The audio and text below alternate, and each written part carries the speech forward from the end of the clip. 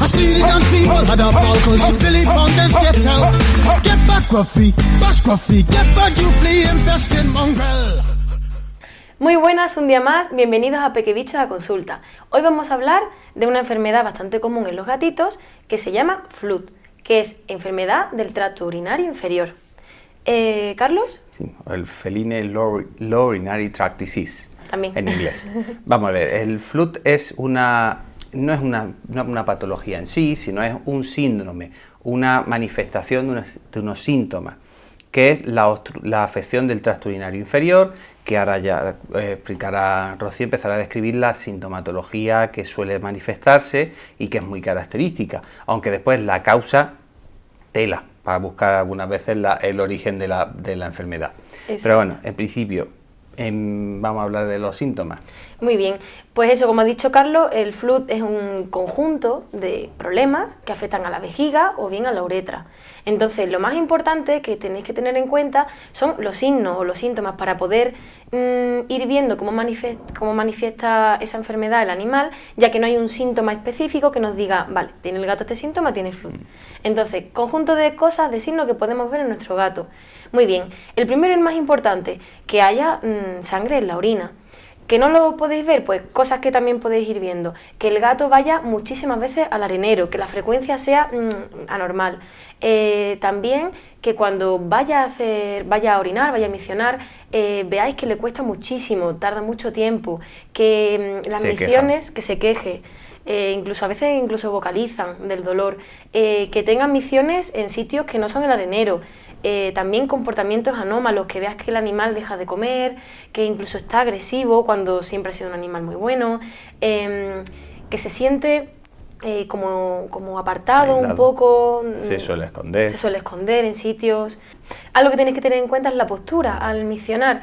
Como, bueno, ahora nos ayudaremos de nuestros compañeros de Paravisas, pondrán las imágenes, pero lo normal, un comportamiento normal a la hora de micionar, pues como sabéis, su columna vertebral un poquito curvadita, pelvis hacia abajo y sus patitas, y casi siempre están ellos atentos, nos van mirando o miran alrededor, van oliendo, sus orejitas atentos.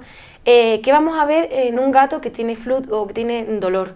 Pues vamos a encontrar una postura mucho más encorvada, un gato mucho más encorvada lo que es la pelvis y la columna, orejitas hacia abajo, vocalización de dolor, la carita, vamos, vais a notar que el gato no está bien. Sobre todo muchas veces suelen irse por mitad del pasillo de la casa, maullando, viendo gotitas de pipí, alguna vez un poquito manchadas con sangre. Eso ya tenemos ahí una afección de la orina. Ahora, tendremos que, es una cosa muy importante que hay que decirte de primera hora, que una vez que empiezan estas sintomatologías es importantísimo acudir inmediatamente a la clínica veterinaria, porque esto solo va a ir a peor, nunca va a ir a mejor sin ayuda y sin medicación. Claro, además tenéis que entender que si se trata de una obstrucción es una urgencia veterinaria y cuanto antes lo cojamos mejor. Entonces, si veis algunos de estos patrones, es mucho mejor ir al momento al veterinario y en caso de que sea obstrucción poder cogerlo a tiempo. Cuanto antes se ponga, Exacto. Se coja mejor, porque después todas las implicaciones que lleva para el resto del organismo. Cositas que os pueden llamar la atención. Bueno, ¿qué predisposición tiene mi gato a tener esta enfermedad? Bien, genéticamente, por ejemplo, los persas, es una raza que sí está genéticamente predispuesta, sí, pero de forma general no es que haya un patrón que sea común. Prácticamente, sí. Es simplemente hay gatos genéticamente en líneas familiares que tienen predisposición. Gatos que a lo mejor son muy sedentarios, gatos obesos que viven en piso, que tienen su arenero. También les puede pasar a gatos que salgan a la calle, pero comúnmente pues eso, gatos que son muy tranquilos, muy sedentarios y no tienen mucha actividad. También se suele decir que pasa también más en machos que en hembras. Sí, pero eso es la idiosincrasia anatómica. Exactamente. No es lo mismo la uretra de una hembra que la uretra de un macho. Exactamente. Entonces, causas de FLUT. Como ya ha dicho mi compañero, no hay una causa primordial, única, que sea todo lo demás. No, es un conjunto de problemas que ocurren y que pueden darnos FLUT. Me voy a servir del chuletario para deciros las causas más comunes de FLUT.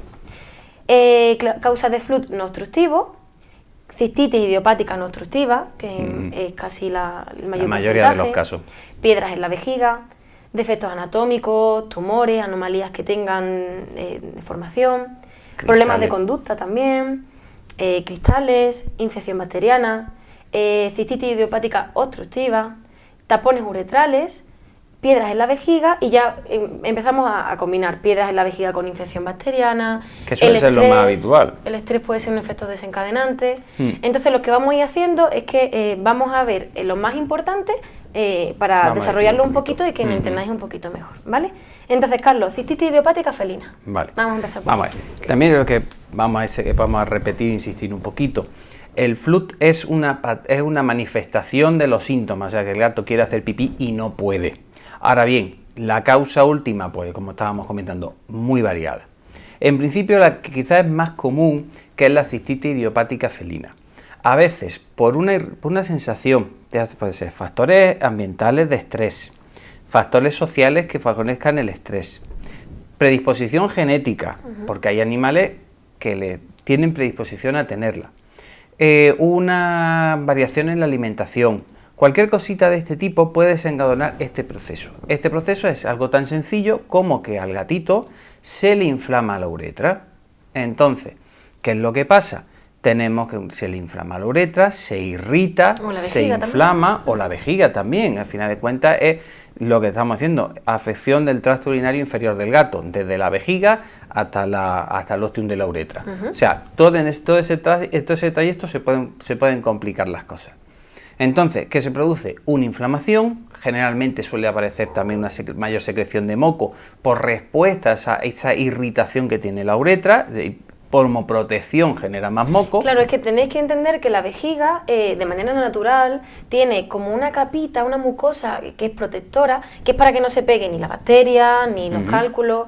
Entonces, se puede creer que, claro, si hay defectos en esa capita, como ha dicho mi compañero, pues puede que favorezcan un poquito esta secreción. Entonces, también aquí, una cosa importante, vamos a introducirla ahora, como he comentado antes, la idiosincrasia anatómica del gato. Muy importante, por ejemplo, la hembra, hemos dicho, casos de uretritis en gata, sí que hay, pero generalmente no es muy problemático. Porque, por un lado, la uretra de la gata es muy cortita, porque desde la vejiga, de la vejiga de la orina hasta el ostium de la uretra, realmente el trayecto es muy cortito en la hembra y, sobre todo, muy importante, es muy recto, no tiene apenas curvatura. Entonces, ¿qué es lo que pasa? Sale con mucha facilidad. Y además, la uretra de una gata es tremendamente grande, aunque no lo imaginemos, tiene tiene un caño bastante amplio, tiene un caudal, una capacidad de evacuación muy alta y es muy difícil que se obstruya. Pero de todas formas, alguna que otra, siempre se ven también cistitis en la gata y pequeñas infecciones de orina, que muchas veces que sería, en el caso de un macho hubiese provocado problemas, pero una hembra no. Ahora bien, en las imágenes que vamos a poner ahora, vais a ver un poquito la idiosincrasia anatómica del gato. En el gato, la longitud de la uretra puede ser hasta el triple que en una hembra. Por lo tanto, más longitud de cañería, más fácil es de que tengamos problemas, de tener problemas. Entonces, ¿qué es lo que pasa? Lo siguiente, no es tan recta como en la hembra, sino que hace una curvatura, porque tiene que salir desde el abdomen hacia la pelvis y luego tiene que bajar hacia el pene. Y luego tenemos el principal problema, o sea, donde está, como se dice, la madre del cordero. La uretra pélvica y abdominal de un gato es lo mismo que el de la hembra, es tremendamente ancha, o sea, ahí no se suele obstruir nada. El problema llega cuando llegamos al pene, porque el pene del gato no es flexible, es rígido, es fibroso. Entonces, ¿qué es lo que pasa? Se produce un estrechamiento del volumen, del caudal, de lo que es la luz de la uretra a nivel peneano, que pasamos posiblemente a un 25% del caudal que tiene antes de llegar al pene. Y encima, anatómicamente, cuando está en relajación, el pene del gato no está en erección, hace como una pequeña zeta, pues entonces ya lo hemos liado del todo. Entonces ahí es donde si suele a eso le ser sumamos una inflamación, pues claro, ya se cierra del todo, o y sea, ya la crea capacidad dolor. y ya genera, pues evidentemente todas las molestias, porque al final de cuentas el pitillo de un gato, pues tampoco es que salga ahí mucho caudal. Entonces, si con un mínimo de obstrucción, de inflamación, pues ya la tenemos liada. Entonces, ¿por qué se dice que es cistitis idiopática? Idiopática es... porque no conocemos la causa, no se sabe por qué. Se ha irritado, pues ya está. Hay científicos que dicen que puede ser también un reflejo del estrés, que el cerebro manda información a la vejiga. Sí, hay muchas veces, y ciertamente, cuando hemos empezado a tratar gatos con FLUT, la verdad que muchas veces el tratamiento y el manejo ambiental reduce muchísimo, reduce el periodo de recuperación de ese caso muchísimo. Y después reduce muchísimo la incidencia de la aparición de nuevas crisis. O sea que en ese sentido hay un componente ambiental de estrés muy importante que a veces lo hablaremos. Otra cosilla que podemos hablar, Carlos, tapones uretrales. Sí, bueno, el tapón uretral al final de cuentas es una manifestación de todo lo que hemos dicho hasta ahora y de todo lo que vamos a decir. Secreciones de moco, si se juntan cristales, si se juntan piedrecitas, células, exudados celulares porque hay una neoplasia, pues todo eso al final de cuentas llegamos al mismo sitio, al embudo, a la uretra peneana y ¡pum! Claro, el problema de esos tapones es cuando se desplaza. Ahí es cuando empiezan los problemas, porque claro, tenemos un tapón que está dando vueltas y que puede irse a uretra. Sí, porque lo que estamos diciendo, el taponcito, si se queda en la uretra abdominal o pélvica, pues no se le da mucho. Sí, incomoda, pero no, claro, no obstruye. Pero cuando llega al pene, ¡pum!, la hemos liado. Más cositas. Bueno, tenemos los cristales y los cálculos. Sí, aquí esto también es muy importante explicarlo. Porque muchas veces el tratamiento, la mayoría de las veces, y la prevención la vamos a hacer con la alimentación. Entonces aquí vamos a ver, muchas veces la aparición de cristales en la orina en los gatos es muy frecuente. Estos cristales, ¿por qué están producidos? Están producidos por precipitación de sales, de iones, generalmente de minerales. ¿Que eso es donde lo estamos obteniendo? De la sal de la alimentación, de la sal que se toma en la comida o incluso en el agua. Entonces, ¿qué es lo que pasa? Estas sales generalmente son las sales con magnesio, se precipitan en una forma de cristales muy concreta, que es la estrubita, que son a final de cuentas el 99% de las cristalurias en los gatos, y cuando se forman estos cristalitos, pues son mini cristalitos, mini agujitas, efectivamente, que van pinchando, cuando va orinando, pues van pinchando. Y hay que tener en cuenta que no hay una. Hay millones de microcristales y de microprecipitaciones ahí en esa orina. Entonces eso cuando va arañando la uretra, genera más moco y luego hace que se formen suelen aparecer más tapones. ¿Por qué? Porque hay más moco, porque el gato es que de verdad eso escuece. Es que eso duele mucho, es como pasa exactamente igual que las personas. Claro, el 99% son estrubitas. Lo que pasa que actualmente se está viendo mucho de osalato, que es otro tipo de cálculo. Y el problema que tiene este cálculo es que no se reabsorbe ni de ninguna forma. Entonces es más complicado. O se extrae quirúrgicamente o no hay ninguna forma de eliminar porque es que aquí ya entramos en el siguiente apartado, que sería ya la formación de los cálculos y de las piedras. Las sales, cuando están disueltas, pues podemos intentar rediluirlas. O sea, si modificamos los pH, porque esto a final de cuentas es química, es química inorgánica. O sea, son sales, suelen precipitar por una variación del pH, otras historias que eso también está influido por el estrés y otra serie de factores. Y entonces lo que hacemos, modificamos la dieta, intentamos acidificar otra vez la orina y entonces la estrubita cambiamos el ambiente de la vejiga. Y entonces las sales que han precipitado se disuelven y otra vez, y entonces ya no escuece, ya no araña en la vejiga. Pero cuando tenemos el oxalato, pues ya la hemos liado, porque una vez que ha precipitado ya se ha quedado así. No podemos rediluirla, pero claro, también disolveríamos la vejiga, o sea que no nos interesa. Entonces tenemos el problema, tenemos que ayudarle a evacuarlo lo más fácil posible, lo más cómodo para el animalito, para que elimine las que ya hay e impedir que se formen más. Y ya otra cosa es cuando ya tenemos las piedrecitas o los calculitos. Eso ya entonces la hemos liado porque generalmente Lo de estrubita se puede trabajar un poquito e intentar rediluirla, pero por lo general no suele ser.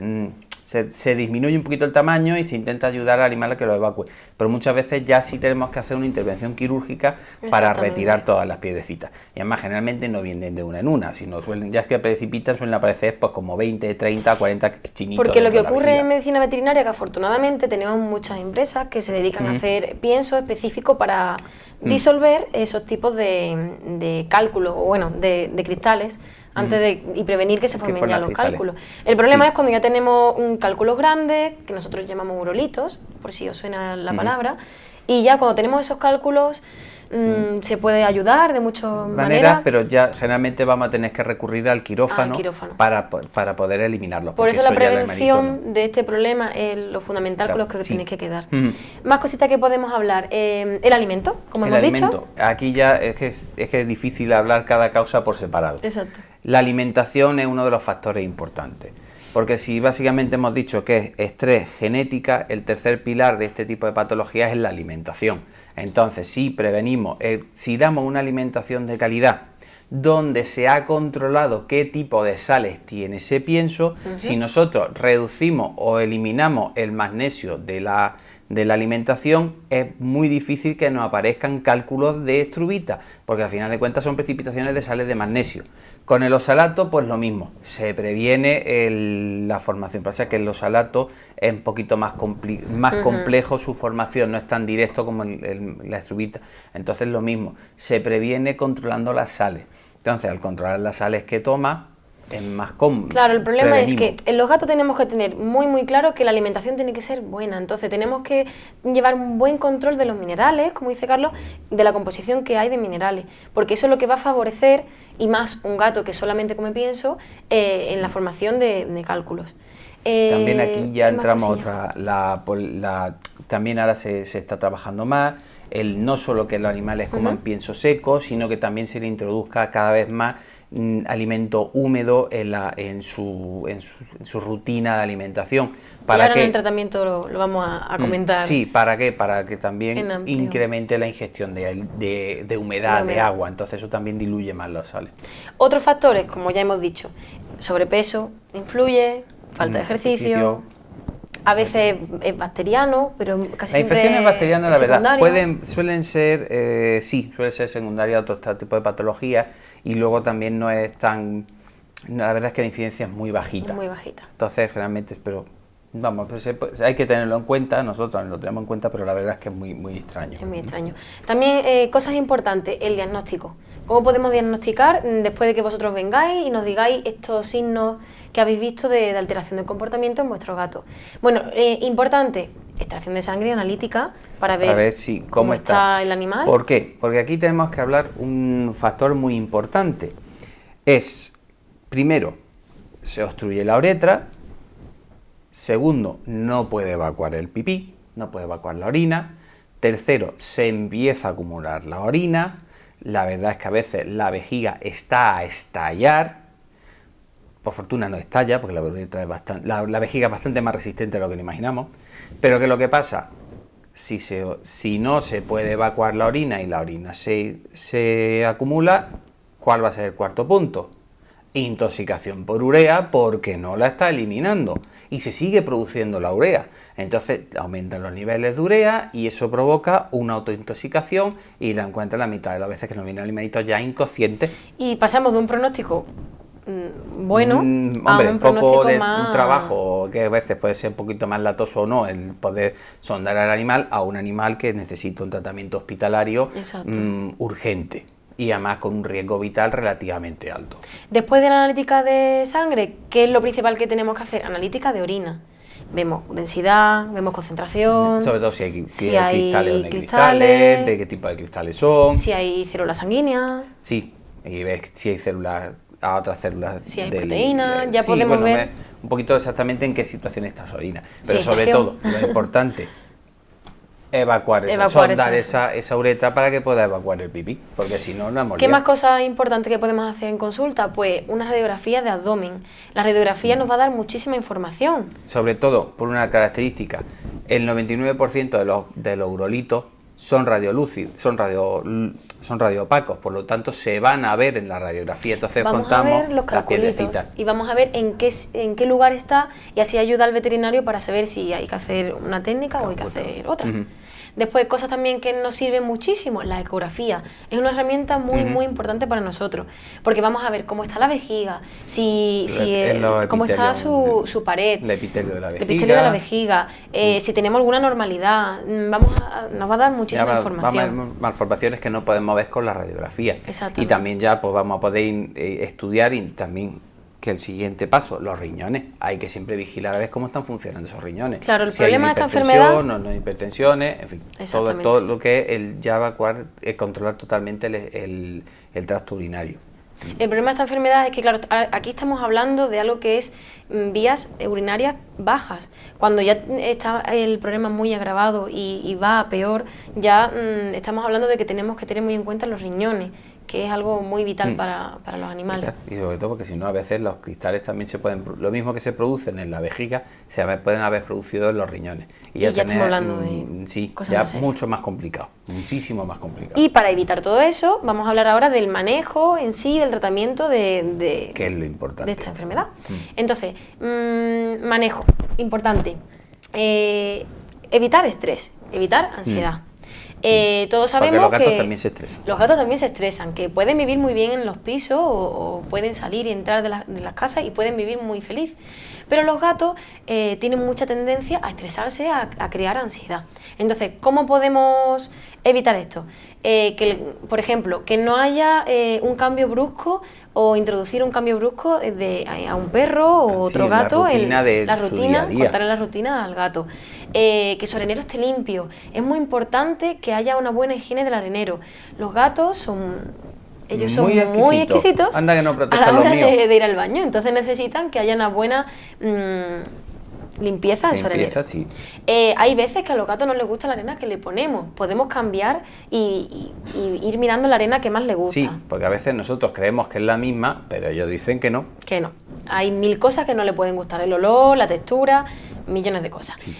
También es muy importante, si tenemos varios gatos, siempre se recomienda que haya más arenero que el gato tenga, porque muchas veces hay problemas entre su jerarquía y algunas veces molestan a uno cuando están orinando, o hay problemas ahí de comportamiento que no vemos o que no es tan perceptible para nosotros. Entonces eso también tenemos que tenerlo en cuenta. ¿Qué más cositas? Eso a nivel ambiental, estrés familiar, todo eso los gatos lo sienten también. Lo sienten mucho. Entonces todo eso también son factores. Eso sería a nivel de enriquecimiento ambiental. Ahora, el importantísimo, lo hemos estado diciendo antes, alimentación. Alterar eso es la orina, si está mal, o prevenir que la orina vaya a peor. Eso es fundamental, la alimentación. En eso, cualquier esfuerzo en esa línea es fundamental. Básicamente, lo que hay que tener en cuenta es que en los piensos más económicos, más baratos, la manera de conseguir que el gato pueda comerse ese pienso, que en el fondo no es nada, es que le meten mucha sal, porque a los gatos le llaman mucho la sal, le llaman mucho la saborizantes atención. también. Muchos saborizantes y tal, y mucha sal, para que les llame la atención. Entonces, ¿qué es lo que va a conseguir? Pienso barato, no van a controlar qué sales ponen. Directamente ponen sales normales, tienen muchas concentraciones de magnesio, y te ves algunas veces que cuando le haces la ecografía, aquello no parece una vejiga, parece una bola de Navidad de todas las miles de cristalitos que hay flotando y te van dando reflejos en el ecógrafo y vas viendo, parece una bola de Navidad. Entonces, invertir en el pienso a largo plazo sí nos renta en los gatos. Muchísimo. Cosas importantes también que nos ha comentado antes Carlos, la humedad, el agua. Se ha comprobado que un gato que toda la vida come pienso seco, puede que eso favorezca un poquito más. También se dice que los gatos son tendentes a beber poco. Claro. Les cuesta mucho beber agua. También se puede utilizar fuentes de estos que está haciendo que el agua se esté moviendo, eso le llama mucho la atención a los gatos. Hay fuentes que van conectadas a la electricidad y vamos, son muy el agua interactivas. Continuamente moviéndose, entonces eso le llama mucho la atención y hace que beban más agua, o lo mismo que poniendo más dieta húmeda en su día a día. ¿Para qué? Para que también haya una mayor ingesta de líquido. Latita, sobrecito, humidificar un poquito el pienso también. También dicen mucho, sobre todo los ingleses, que es muy importante, si tenemos una casa grande, ir dejando en diferentes espacios de la casa muchos bebederos. Porque el gato como que le incita a beber más. Sí, además, porque es un poco también perezoso en ese sentido. Son técnicas que son muy sencillas, que podéis llevar a cabo en casa. Después, vamos a hablar enriquecimiento ambiental, que es muy importante. Hemos hablado del agua, hemos hablado de... Bueno, también, ¿cómo podemos evitar que un gato se estrese? Juguetes. Ellos se aburren, entonces necesitan juguetes interactivos y muy sencillo. Por ejemplo, nosotros lo hacemos en casa, cajas normales, podemos agujeritos, ellos se meten, salen, entran. No hace falta gastarse mucho dinero en los juguetes, si es que simplemente con cordeles y que ellos uno de mis gatos le encanta jugar con la escoba. Que no es solamente tengo el gato, está en la casa, el gato en la casa está bien. Sí está bien, pero si no sale, si no tiene él psicológicamente se satura. Entonces necesita todo eso, es un factor desencadenante y el factor es el estrés. Entonces vamos a tener un ciclo del gato está estresado y al final lo manifiesta con la orina. Y ya también lo que se puede utilizar es, en casos más extremos, el uso de las feromonas, que también son unos difusores que se enchufan en el enchufe de la pared y te va soltando como los matamosquitos y los ambientadores. Pues te va soltando. Nosotros no lo olemos ni lo notamos, pero el gato le impone una feromona facial, que es la que él secreta cuando se encuentra contento y te pega el cabezazo, pues eso lo vamos a enriquecer el ambiente y entonces el animal se va a encontrar más tranquilo, más relajado, porque le estamos estimulando a que esté relajado. Esas son cositas que podéis hacer en casa. A nivel veterinario, nosotros lo que vamos a plantear es sobre todo analgesia, porque da muchísimo dolor.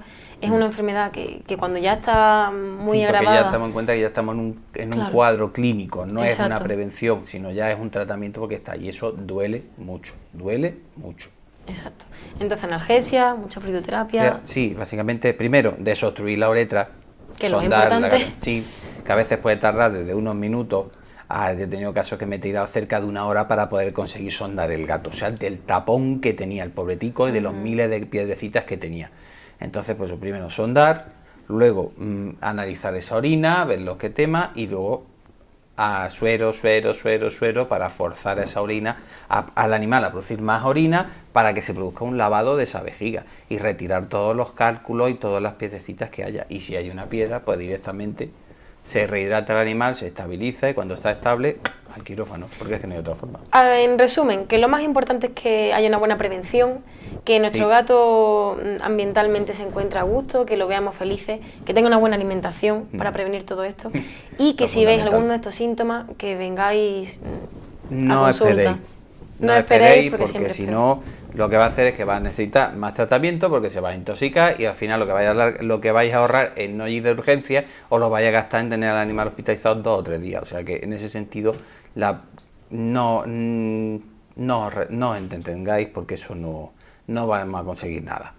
Muy bien, y bueno, esperamos que os haya gustado la charla de hoy. Lo que sí queremos comentaros, aprovechamos este espacio para deciroslo, muchas gracias por vuestro muchas gracias por vuestro apoyo tanto en redes sociales como por la tele, en Paravisa Digital y eso, estamos abiertos a cualquier sugerencia que nos queráis decir, mira, queremos que habléis de esto, me interesaría informarme más de cualquier tema, pues nos podéis contactar sin ningún problema, estamos agradecidos de que nos lo digáis.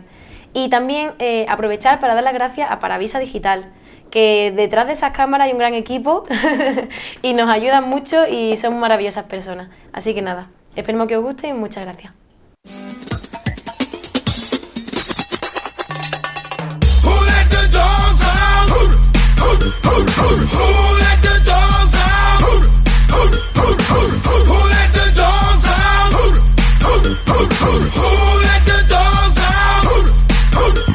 I see the young people had a ball cause you Billy Fountains get out. Get back, Gruffy, bash Gruffy, get back, you flea infested mongrel.